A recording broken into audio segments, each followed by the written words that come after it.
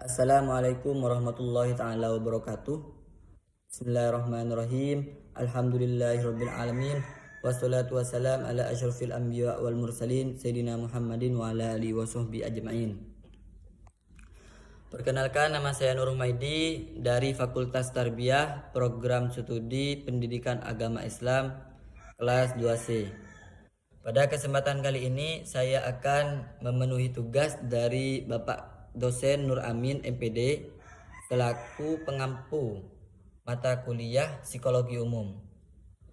Di sini saya akan mempresentasikan materi yang berjudul Sikap dan Perubahan Sikap dalam Psikologi Bahasa dan Komunikasi.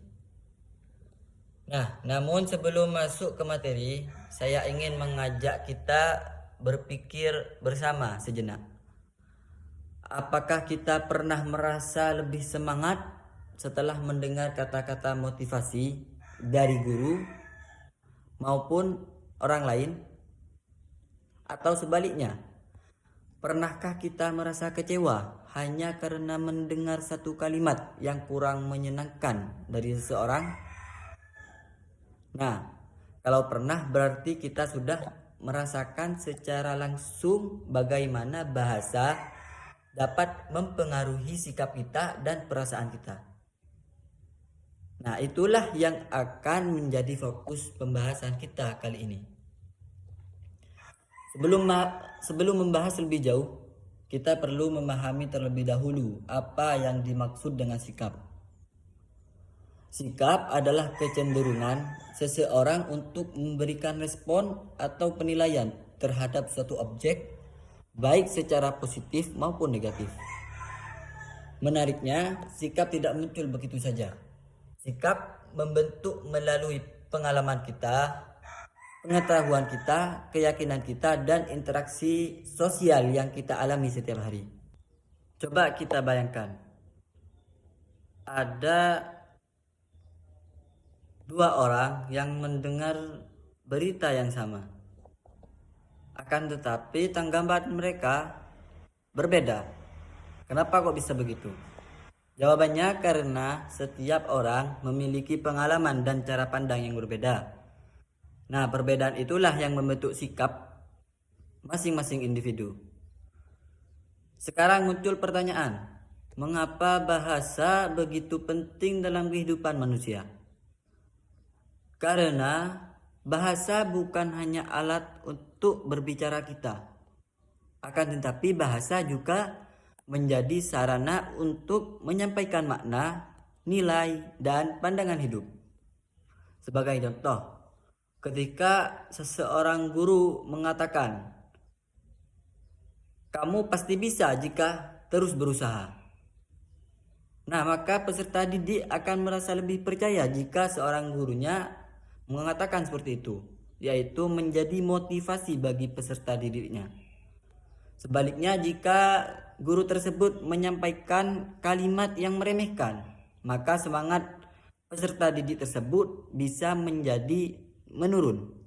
Semangat belajarnya itu bisa menjadi menurun karena tidak ada motivasi dari gurunya. Nah, dari contoh sederhana ini dapat dilihat bahwa pilihan kata dan cara berkomunikasi dapat mempengaruhi sikap seseorang. Dengan kata lain, bahasa tidak hanya menyampaikan pesan, akan tetapi juga bisa membentuk persepsi dan pandangan hidup orang. Lalu, apakah sikap seseorang bisa berubah? Jawabannya, ya tentu bisa. Dalam penelitian yang sudah saya baca dari makalah yang kelompok kita buat, dijelaskan bahwa perubahan sikap dapat terjadi melalui beberapa cara. Yang pertama adalah melalui persuasi. Persuasi merupakan upaya memengaruhi orang lain melalui komunikasi yang meyakinkan. Ketika pesan yang disampaikan dengan orang baik dan disampaikan pesan itu baik dan oleh orang yang dia percaya, maka kemungkinan besar sikap seseorang dapat berubah. Seperti halnya seorang tokoh agama, seorang dai, seorang dosen, guru yang memengaruhi jamaahnya atau siswa-siswanya. Terus kemudian yang kedua adalah disonansi kognitif. Disonansi kognitif itu terjadi ketika seseorang merasa ada ketidaksesuaian antara apa yang diyakini dengan apa yang dilakukan.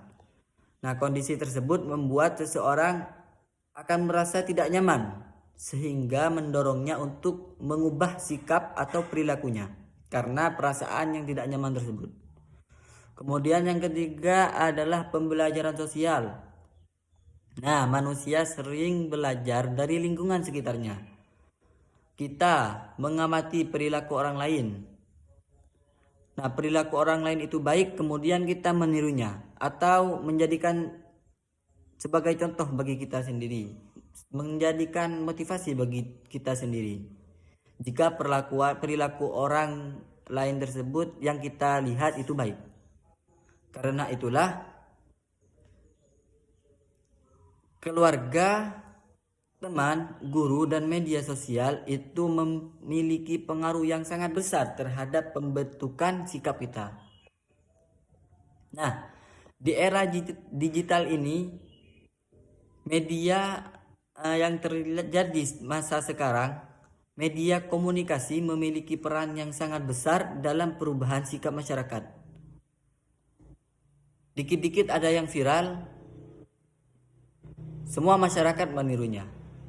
Seperti dance Brazil atau yang tren-trennya masa ini yaitu Piala Dunia. Semua orang membicarakan Piala Dunia. Coba perhatikan beberapa banyak informasi yang kita terima setiap hari melalui media sosial.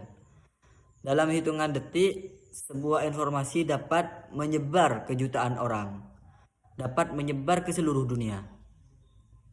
Akibatnya, media tidak hanya menyampaikan informasi, tetapi juga dapat membentuk opini, persepsi, bahkan mengubah sikap seseorang terhadap suatu isu tertentu. Karena itu, kita perlu lebih bijak dalam menerima dan menyebarkan informasi. Tidak boleh terprovokasi. Nah, sebagai mahasiswa pendidikan agama Islam, materi yang kita bahas ini memiliki hubungan yang sangat erat dengan profesi guru di masa depan. Lebih tepatnya calon guru. Nah, seorang guru tidak hanya bertugas menyampaikan materi pelajaran, akan tetapi juga seorang guru itu bertugas untuk membentuk karakter peserta didiknya. Setiap kata yang diucapkan oleh guru memiliki pengaruh terhadap perkembangan siswa, memiliki pengaruh terhadap sikap siswa. Oleh karena itu, kemampuan berkomunikasi dengan baik menjadi salah satu keterampilan penting yang harus dimiliki oleh seorang pendidik, oleh calon pendidik seperti kita ini. Nah, dari pembahasan yang telah kita paparkan barusan dapat disimpulkan bahwa bahasa dan komunikasi memiliki peran yang sangat penting dalam pembentukan maupun perubahan sikap individu. Sikap terbentuk melalui pengalaman, pengetahuan, dan lingkungan sosial.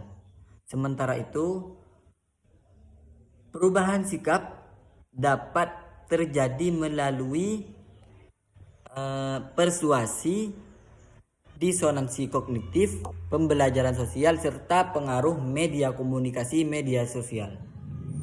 Nah, sebagai penutup saya ingin meninggalkan satu pesan pada teman-teman.